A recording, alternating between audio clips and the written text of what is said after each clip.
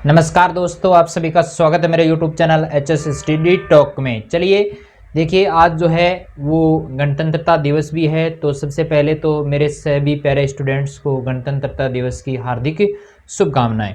ठीक है, तो आज जो है अपन बात करने वाले हैं कक्षा 12 का अपना जो दूसरा पार्ट चल रहा था, 12th क्लास का दूसरा पार्ट जो था अपना पतंग था। आलोक धनवा इनके कवि हैं, तो इन्हीं के बारे में अपना उनका जो जीवन परिचय था वो अपन ने पढ़ लिया था। जो यहाँ पर कविता दी गई है पतंग कविता, उसका परिचय अपना हो चुका था। यानी पतंग कविता में क्या दिया गया है, सबसे पहली बात कि यहाँ पर जो है बारिश का मौसम होता है, बरसात का मौसम होता है। बरसात के मौसम के बाद में जो है वो शरद ऋतु का आगमन प्रारंभ हो जाता है।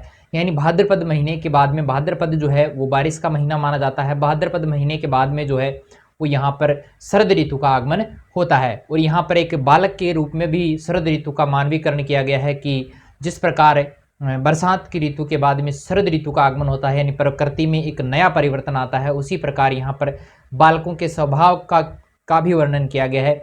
बाल स्वाभाविक जो मन है उसका वर्णन भी किया गया है कि शरद ऋतु में जो है वो बालक जो है पतंगों का जो मौसम आता है उस समय जो है वो किस प्रकार जो है वो छतों पर रहते हैं, किस प्रकार पतंग उड़ाते हैं, किस प्रकार कोमल शरीर जो है छतों से गिरने के बाद में भी वे बच जाते हैं, क्योंकि उनमें एक नई उमंग होती है, एक नया उत्साह होता है, एक जोश होता है। उसी जोश और जज्बे के साथ में वो क्या करते हैं, पतंगें उड़ाते हैं। और अगर वे छतों से गिर भी जाते हैं फिर भी वे बच जाते हैं। तो यहाँ पर बहुत जो है सुंदर वर्णन किया गया है।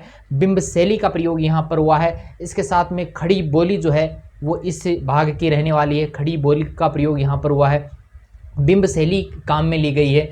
इसके आगे अगर बात करें तो यहाँ पर बहुत सारे अलंकारों की चर्चा यहाँ पर की गई है। मिश्रित शब्दावली यहाँ पर काम में ली गई है। तो सबकी जो है वो अपन धीरे धीरे एक एक की बात यहाँ पर करने वाले हैं, तो बने रहिए मेरे साथ में। तो देखिए, शुरुआत करते हैं आज की ये इस कविता का नाम है अपने पतंग। तो पतंग जो कविता है उसके लेखक का नाम अगर पूछा जाए तो लेखक का नाम रहेगा आलोक धनवा।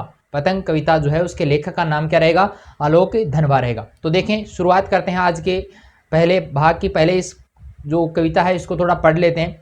देखें, सबसे तेज बौछारें गई भादो गया, सवेरा हुआ खरगोश की आंखों जैसा लाल सवेरा। सवेरा कैसा होता है भाई, खरगोश की आंखों के जैसा लाल होता है।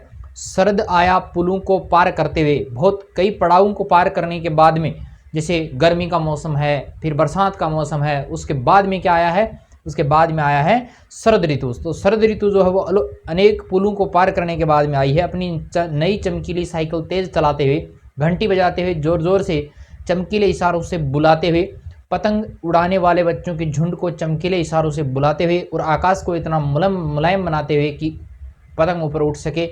दुनिया की जो सबसे हल्की और रंगीन चीज़ उड़ सके, दुनिया का सबसे पतला कागज उड़ सके, बांस की सबसे पतली कमानी उड़ सके, कि शुरू हो सके सीटियाँ, किलकारियाँ और तितलियों की इतनी नाजुक दुनिया। तो यहाँ पर यह आधा भाग जो है वो मैंने पढ़ लिया है। तो कुछ कुछ समझ में आया होगा, मोटा मोटा आपके समझ में आया होगा, फिर भी नहीं आया है तो मैं यहाँ पर इसकी जो सप्रसंग व्याख्या है वो अपन यहाँ पर करने वाले हैं। तो आपको सबसे पहली बात, आज एक नया तरीका मैंने अपनाया है। ये नया तरीका जो है वो आपके लिए भी खास रहने वाला है। कैसे रहेगा, क्योंकि देखो बहुत सारे बच्चे जो हैं, मैं यहाँ पर बोलता हूँ, बोलने के बाद में वो साथ साथ लिख नहीं पाते। कैसे लिखेंगे भाई, बहुत जल्दबाजी में जो है जल्दी जल्दी जो है मैं बोलता हूँ, और इतने जल्दी जब बोलेंगे तो आप लिख नहीं पाएंगे, ये स्वाभाविक सी बात है। ठीक है, तो यहाँ पर देखिए, मैंने एक एक जो पद है उसको यहाँ पर लिया है। उसको लेने के बाद में मैंने उसकी सप्रसंग व्याख्याएं जो है वो दूसरी तरफ की है। अगर आपके कहीं पर भी कोई दिक्कत है तो आप इस वीडियो को पॉज करके जो है वो इसको आराम से उतार भी सकते हैं। तो ये सुविधा आपके लिए जो है विशेष रूप से की गई है। तो यहाँ पर देखिए, सबसे पहले आपको परीक्षा में जो है वो एक पद मिलेगा, यहाँ पर दिया गया है भाई, ये वाला भाग मिलेगा। ठीक है, ये वाला भाग आपको जैसे ही मिलेगा आपको क्या करना है, देखिए ये वाला भाग मिलेगा पूरा का पूरा, ये वाला भाग मिलेगा। इसको आपको यहाँ पर करना क्या है कि आपको इसका संदर्भ लिखना है, उसके बाद में आपको इसका प्रसंग लिखना है, प्रसंग के बाद में इसकी करनी है आपको व्याख्या, और व्याख्या करने के बाद में आपको लिखना है इसका विशेष। यानी कि 4 बिंदु अपने बनते हैं। तो यहाँ पर 2 बिंदु तो साथ में हो जाते हैं, संदर्भ और प्रसंग। संदर्भ और प्रसंग को साथ में भी लिख सकते हो, अलग अलग भी लिख सकते हो, ये आपकी इच्छा पर डिपेंड करता है। तो देखें, सबसे पहले अपन बात करते हैं संदर्भ की। संदर्भ का मतलब होता है ये किस पुस्तक से लिया गया है, पुस्तक के लेखक का नाम क्या है, कौन से खंड से लिया गया है, और कविता का नाम क्या है। ये 3-4 चीज़ें जो है वो अपनी आती हैं संदर्भ में। संदर्भ का मतलब जो है वो होता है अपनी एक किताब से, कि कौन सी किताब से लिया गया है। पहली बात तो ये कि हमारी पाठ्य पुस्तक से। यहाँ पर देखिए मैंने ये लिखा है कि प्रस्तुत पद, ये लाइन आपको रहेगी, साथ साथ में लेके चलना है। हमारी पाठ्य पुस्तक जिसका नाम क्या है, आरोह भाग 2, आरोह भाग 2 से अपने यहाँ पर ये पद लिया गया है। उसमें संकलित एक कविता है, कविता का नाम क्या है भाई, पतंग कविता है। पतंग कविता कौन से भाग से है, गद्य खंड से है कि काव्य खंड से, तो ये है अपने काव्य खंड से।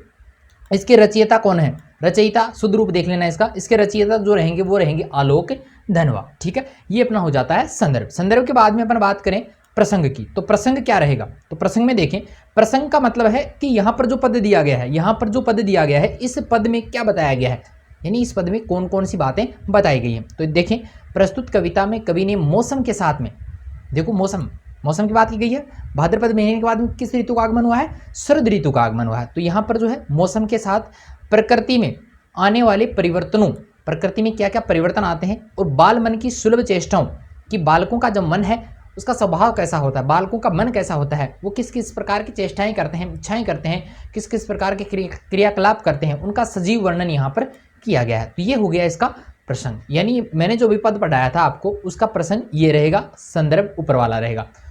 तो समझ में आई होगी बात मेरे ख्याल से। चलिए अपन जो है अभी एक एक पद की जो है वो व्याख्या यहाँ पर करते हैं। पहले जो है यहाँ पर ये मैंने जो पद दिया है इसकी व्याख्या अपन यहाँ पर करने वाले हैं। तो देखें, सबसे तेज बौछारें गई, भादो गया सवेरा हुआ। तो कवि क्या कह रहा है कि बरसात के मौसम के बाद में, बरसात का जैसे ही मौसम आया उसके बाद में शरद ऋतु का आगमन हुआ है, और शरद ऋतु के आगमन का जो नया सवेरा है भाई, जो रात्रि जो काली थी वो भाद्रपद का महीना बता दिया, और उसके बाद में जो सुबह हुई वो हुई शरद ऋतु की सुबह। और शरद ऋतु की सुबह जो है वो कैसी है, खरगोश की आंखों जैसा लाल सवेरा। तो शरद ऋतु की सुबह जो है, सवेरा जो है वो खरगोश की आंखों के जैसा कैसा है, लाल है। जिस प्रकार खरगोश की आंखें लाल होती हैं वैसा ही ये सवेरा जो है, सुबह जो है वो लालिमा लिए हुए है। शरद आया पुलों को पार करते हुए, शरद ऋतु जो है वो कई पुलों को पार करने के बाद में आई है, अर्थात कई ऋतुओं के बाद में जो है वो शरद ऋतु का आगमन हुआ है। अपनी नई चमकीली साइकिल लिए तेज चलाते हुए, अब चमकीली साइकिल लेके, साइकिल चलाते तेज चलाते हुए, यहाँ पर जो है यहाँ पर मानवीकरण कर दिया गया है, किसका, शरद ऋतु का मानवीकरण यहाँ पर किया गया है। और यही कहा गया है कि अपनी नई चमकीली साइकिल तेज चलाते हुए, यहाँ पर जो है शरद ऋतु रूपी जो बालक जो है, रूपक अलंकार का प्रयोग यहाँ पर हुआ है। शरद रूपी जो बालक है वो अपनी नई चमकीली साइकिल लेकर कई पुलों को पार करते हुए आ गया है। और कैसे आया है, घंटी बजाते हुए जोर जोर से, और जोर जोर से घंटी बजाते हुए आया है। इसका मतलब एक और अपन यहाँ पर निकालेंगे कि जैसे ही बरसात की ऋतु जाती है, बरसात की ऋतु के बाद में शरद ऋतु का आगमन होता है, तो प्रकृति में बहुत सारे परिवर्तन होते हैं। घंटी बजाते का मतलब बहुत सारे जो प्रकृति के जो परिवर्तन हैं उन्हीं से लोगों को पता चलता है कि वास्तव में क्या है, शरद ऋतु का आगमन हो चुका है।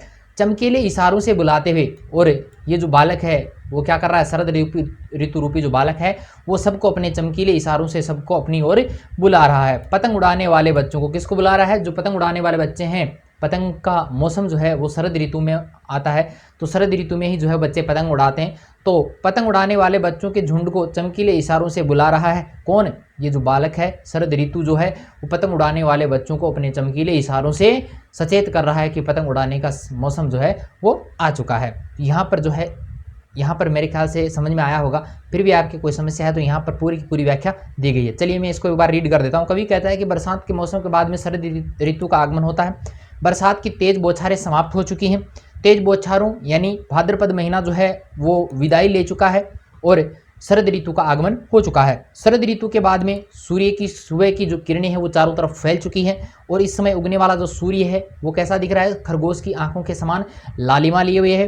कभी शरद ऋतु का मानवीकरण यहाँ पर करते हुए कह रहा है कि वह अपनी नई साइकिल को तेज गति से चलाते हुए और जोर जोर से घंटी बजाते हुए कई पुलों को पार करते हुए आ रहा है। ये बात मैंने बता दी। वह अपने चमकीले इशारों से पतंग उड़ाने वाले बच्चों के झुंड को भी बुला रहा है कि आओ, शरद ऋतु का आगमन हो चुका है, शरद ऋतु आ गई है, पतंग उड़ाने का जो सीजन है, जो मौसम है वो आ चुका है। तो इस प्रकार जो है वो कभी यहाँ पर जो साइकिल चलाने वाले बालक के रूप में जो है वो शरद ऋतु का मानवीकरण कर रहा है। समझ में आया होगा। चलिए आगे चलते हैं, अगला भाग जो है वो देखते हैं। देखें यहाँ पर आगे है कि चमकीले इशारों से बुलाते हुए आकाश को इतना मुलायम बनाते हुए कि पतंग ऊपर उठ सके।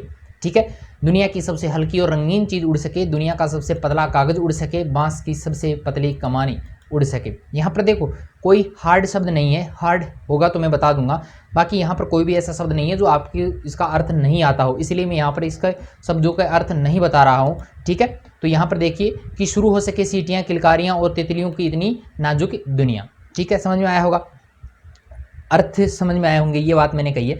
चलिए देखिए यहाँ पर बात करते हैं चमकीले इशारों से। तो अभी भी बात की अपन ने कि शरद ऋतु रूपी जो बालक है वो अपने चमकीले इशारों से बालकों के झुंड को अपनी तरफ बुला रहा है और कह रहा है कि देखो पतंगों का मौसम आ चुका है, पतंग उड़ाने प्रारंभ कर देने चाहिए। तो आकाश को इतना मुलायम बनाते हुए, तो शरद ऋतु का जो सुबह है वो आकाश को इतना मुलायम बना रही है। किस लिए बना रही है? शरद ऋतु आकाश को इतना मुलायम क्यों बना रही है, उसका कारण क्या है? तो पतंग ऊपर उठ सके। दुनिया की जो सबसे हल्की और रंगीन चीज़ जो है, जो सबसे दुनिया की सबसे पतली बांस की जो कमानी है, बांस की कमानी काम में लेते हैं ना पतंग बनाते समय, बांस की कमानी से जो है वो सबसे पतले कागज़ को बांधते हैं, है ना, फिर डोरी से उसको बांधते हैं, फिर जो है वो पतंग जो है आकाश में उड़ती है। तो दुनिया की सबसे हल्की, रंगीन और दुनिया का सबसे पतला कागज़, इसके अलावा बांस की सबसे पतली कमानी आकाश में इस उड़ सके, इसलिए जो है शरद ऋतु क्या करती है, आकाश को बिल्कुल जो है मुलायम बनाती है। ठीक है, और फिर शुरू हो सके, और जैसे ही पतंगों की रंग बिरंगी दुनिया शुरू होती है, पतंग आकाश में रंग बिरंगे उड़ते हैं, वैसे ही बच्चे जो है वो सीटियाँ, किलकारियाँ भरने लगते हैं। और तितलियों की इतनी नाजुक दुनिया, तितलियों की इतनी नाजुक दुनिया का मतलब यहाँ पर है कि इस मौसम में जो है वो तितलियाँ भी इधर उधर आकाश में उड़ती हैं। तितलियों के जैसा मन ही किसका होता है? बालकों का होता है। तो यहाँ पर भी जो है वो मानवीकरण किया गया है। तो यहाँ पर देखें, इसका अर्थ भी इधर दे दिया है मैंने। कवि कहता है कि शरद ऋतु के आगमन से पूरे वातावरण में उत्साह भर चुका है, उमंग भर चुका है। शरद ऋतु की सुबह जो है आकाश को इतना मुलायम बना रही है कि दुनिया की सबसे हल्की रंगीन चीज उड़ सके, अर्थात पतंग आकाश में उड़ सके। बच्चे दुनिया के सबसे पतले कागज और बांस की सबसे पतली कमानी से बनी पतंग को उड़ा सकें। पतंगों को उड़ाते हुए बच्चे देखकर क्या करते हैं भाई? सीटियां बजाते हैं, किलकारियां मारते हैं। और ऐसे मौसम में रंग बिरंगी तितलियां भी दिखाई देती हैं। तो बच्चे जो है वो तितलियों के समान ही कैसे होते हैं भाई? नाजुक और कोमल होते हैं। तो इन दोनों में भी जो है वो समानता दर्शा दी गई है, किसमें? तितलियों में और बच्चों में। ठीक है, अब यहाँ पर बात रहती है अपने एक विशेष की। तो विशेष जो है वो पूरे में आप इसको भी उतार सकते हैं, इसके अलावा भी जो है वो बहुत सारे बनते हैं। तो यहाँ पर देखो मैंने 4 बिंदु यहाँ पर लिख दिए हैं। पहली बात, प्रकृति का सुंदर चित्रण यहाँ पर किया गया है, पहली मुख्य मोस्ट इंपॉर्टेंट बात। ठीक है, दूसरी है बिंबात्मक शैली का प्रयोग किया है। बिंब शैली, चित्रात्मक शैली जिसे अपन कहते हैं, फोटो रूप में कोई तस्वीर अपने सामने अगर आ जाए तो वो कहलाती है बिंबात्मक शैली। तो खड़ी बोली का प्रयोग यहाँ पर किया गया है। ये मैंने बात पहले ही आपको बता दी कि पूरे पदों में जो है वो किसका प्रयोग किया गया है? खड़ी बोली का। इसके अलावा उपमा है, अनुप्रास है, पुनरुक्ति अलंकारों का भी प्रयोग किया गया है। उपमा मैंने 1-2 जगह बोला भी था नाम। अनुप्रास में जहाँ पर वर्णों की आवृत्ति देखने को मिले वहाँ पर कौन सा अलंकार होता है? अनुप्रास अलंकार होता है। अनुप्रास अलंकार जो है जहाँ पर वर्णों की आवृत्ति होती है, जहाँ पर शब्दों की आवृत्ति हो और अर्थ समान हो, तो वहाँ पर होता है पुनरुक्ति प्रकाश अलंकार। देखिए अलंकारों का जो बिंदु है अपने सिलेबस में दिया गया है, तो 1-2 दिन में जो है वो मैं अलंकार भी आपको पहले पढ़ा दूंगा, ताकि आपके जब भी ये चले तब वहाँ पर दिक्कत नहीं हो। ठीक है, तो यहाँ पर देखिए मिश्रित शब्दावली का प्रयोग भी किया गया है। तो ये बात मैंने भी आपको पहले ही बता दी। तो इस प्रकार जो है आप इसका विशेष भी लिख सकते हैं। समझ में आया होगा मेरे ख्याल से। चलिए आगे बढ़ते हैं।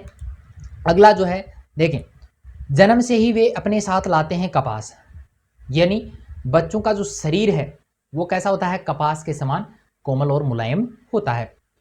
पृथ्वी घूमती हुई आती है उनके बेचैन पैरों के पास में। बच्चे जब छतों पर पतंग उड़ा रहे होते हैं और बड़े बड़े पेंग भरते हुए आगे चलते हैं, यानी इधर उधर दौड़ते हैं, तो ऐसा लगता है कि जैसे पृथ्वी जो है वो घूम घूम कर बच्चों के कोमल पैरों का स्पर्श करना चाहती हो।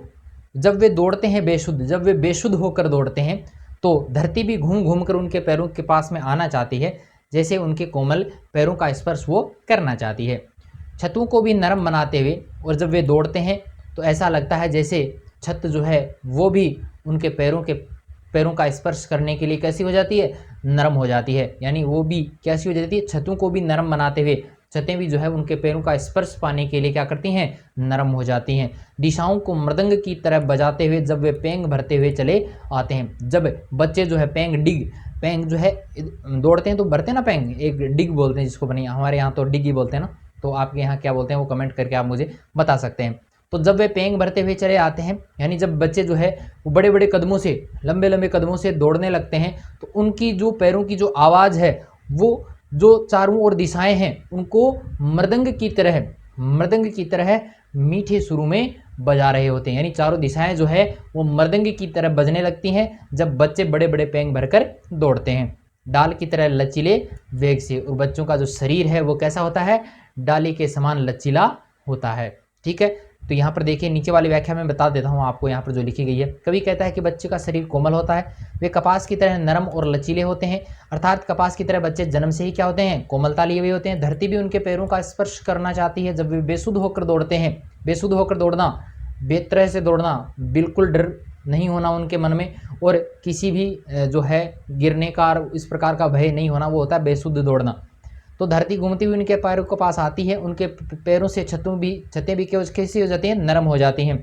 उनके पैरों की आवाज़ से सभी दिशाएं जो है वो मृदंग की तरह स्वर उत्पन्न करने लगती हैं। वे पतंग उड़ाते हुए इधर उधर पैंग भरते रहते हैं। उनके शरीर में डाली की तरह क्या होता है, लचीलापन भी होता है। तो ये हो गई इसकी व्याख्या। फिर भी आपकी कोई समस्या हो तो आप मुझे कमेंट करके पूछ सकते हैं। यहाँ पर देखो सारा दे दिया गया है, मेरे ख्याल से कुछ ऐसा नहीं है कि समझ में नहीं आए।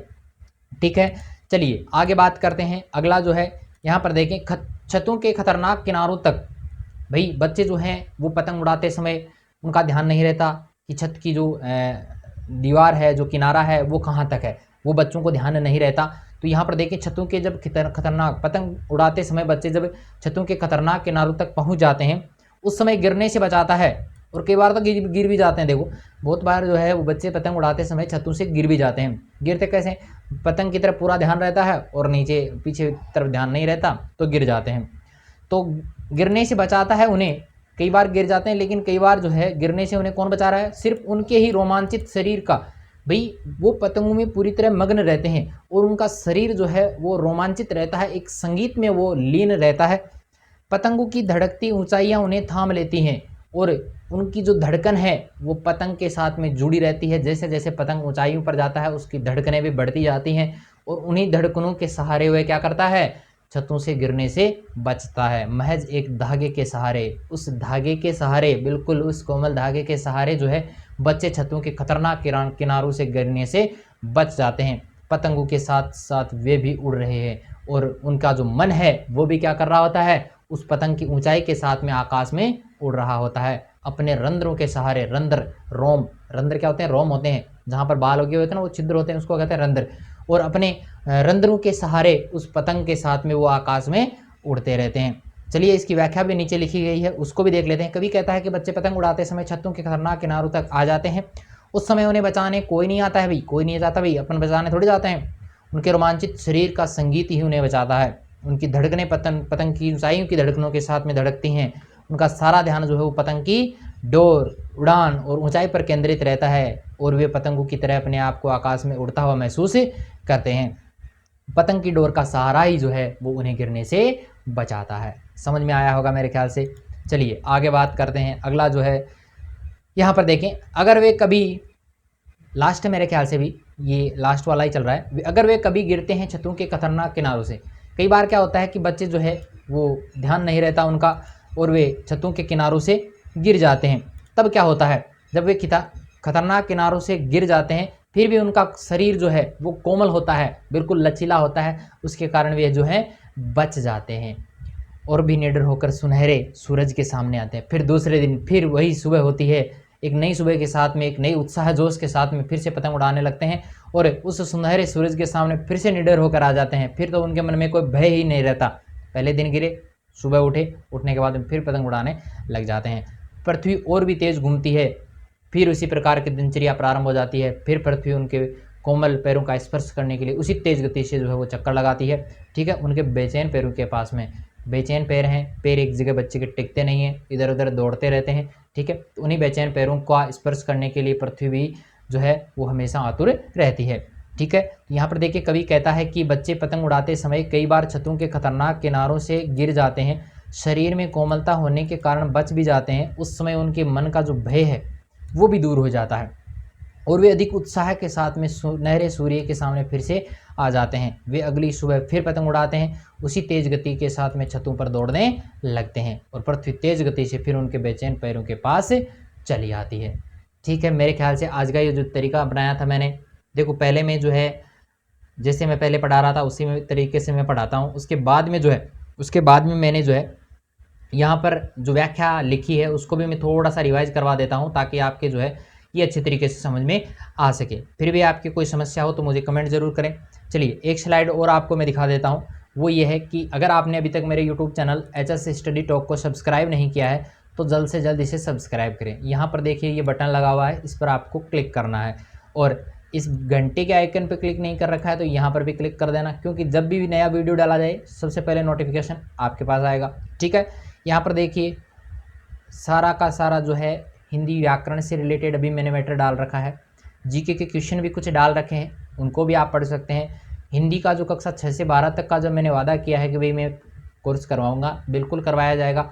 9वीं का चलवा दिया है, 10वीं का चल रहा है, 12वीं का चल रहा है, 11वीं का भी 1-2 दिन में स्टार्ट कर देंगे। यहाँ पर देखिए 1-2 दिन में जो है मैं यहाँ पर 3-3, 4-4 वीडियो भी डालने वाला हूँ। तो बने रहिए मेरे साथ इसी तरह से और हमेशा सहयोग कीजिए। ठीक है, तो आज के लिए इतना ही, मिलते हैं फिर कल। तो जय हिंद, जय भारत।